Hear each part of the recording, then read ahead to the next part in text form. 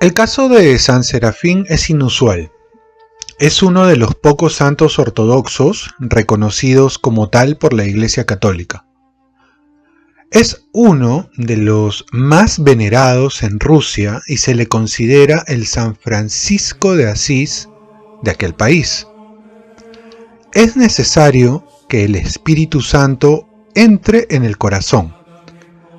Todo lo bueno que hacemos por Cristo nos da al Espíritu Santo, pero sobre todo la oración, que está siempre a nuestro alcance. Adquiere paz interior, y una multitud encontrará la salvación a tu lado. San Serafín nació en el año 1756 con el nombre de Prokhor Moshnin, en la ciudad de Kursk, en una familia de comerciantes. Cuando tenía 10 años, se enfermó gravemente y en un sueño se le apareció la Madre de Dios que prometió sanarlo.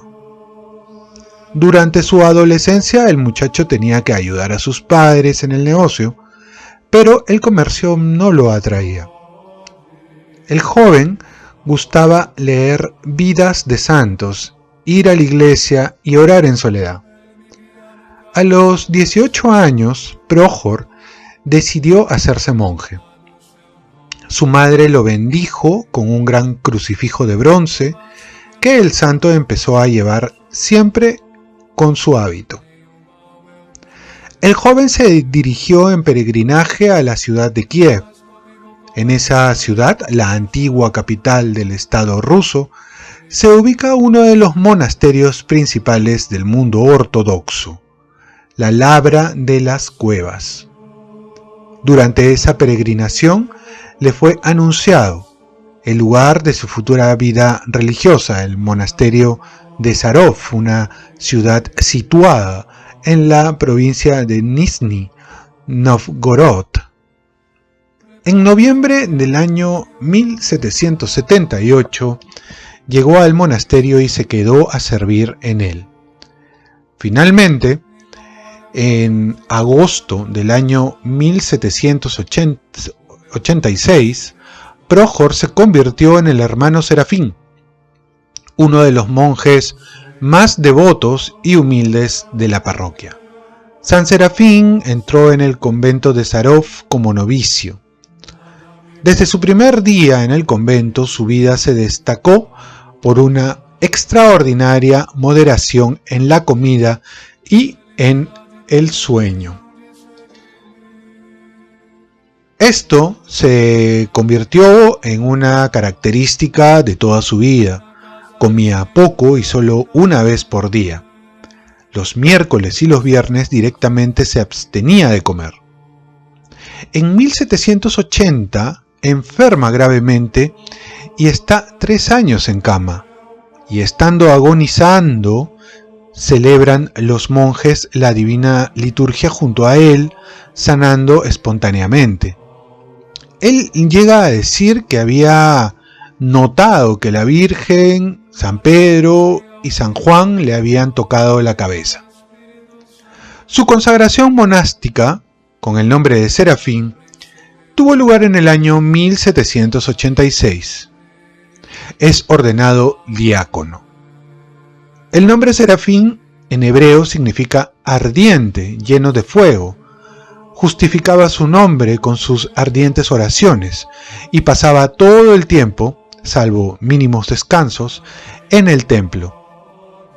Durante estos esfuerzos de oraciones y servicios religiosos, San Serafín fue honrado de ver ángeles que cantaban y cooficiaban en el templo. Un jueves santo, durante la liturgia, él contempló al mismo Señor Jesucristo en la forma de Hijo de Hombre, quien entraba en el templo junto con huestes celestiales y bendecía a los fieles que oraban. Paralizado por esta visión, el santo no pudo hablar por mucho tiempo. El 12 de septiembre de 1793 es ordenado sacerdote, celebrando diariamente la Divina Liturgia, cosa insólita en Rusia en aquella época.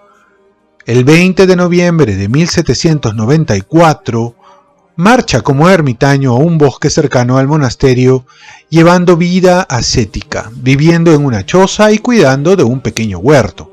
Era vegetariano, comía una sola vez al día y los domingos se acercaba al monasterio para celebrar la divina liturgia con el resto de los monjes, aunque vivía en completa soledad. Se hizo amigo de los animales salvajes, especialmente de un oso al que diariamente alimentaba.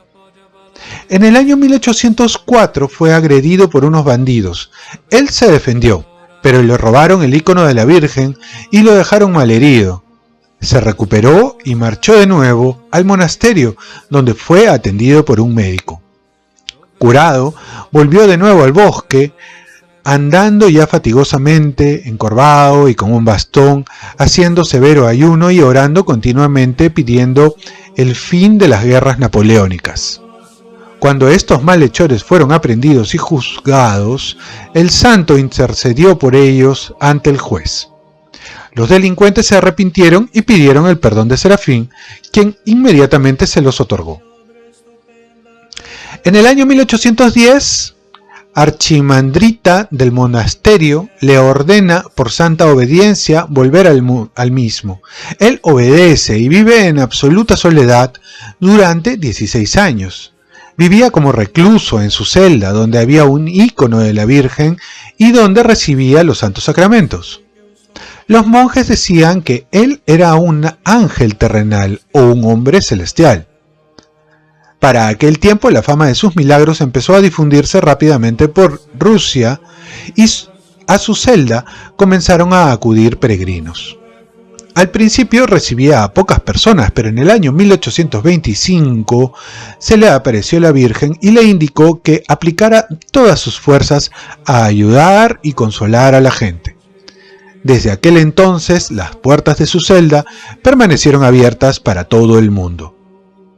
En los últimos años de su vida, edifica y organiza un monasterio femenino en Diveevo, a 20 kilómetros de Sarov.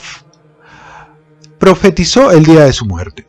El 1 de enero de 1833 comulgó, llamó a los monjes para bendecirlos, indicó dónde debían sepultarlo y estuvo toda la noche cantando, amaneciendo muerto, de rodillas ante su ícono de la Virgen y con el libro de los Evangelios abierto en sus manos.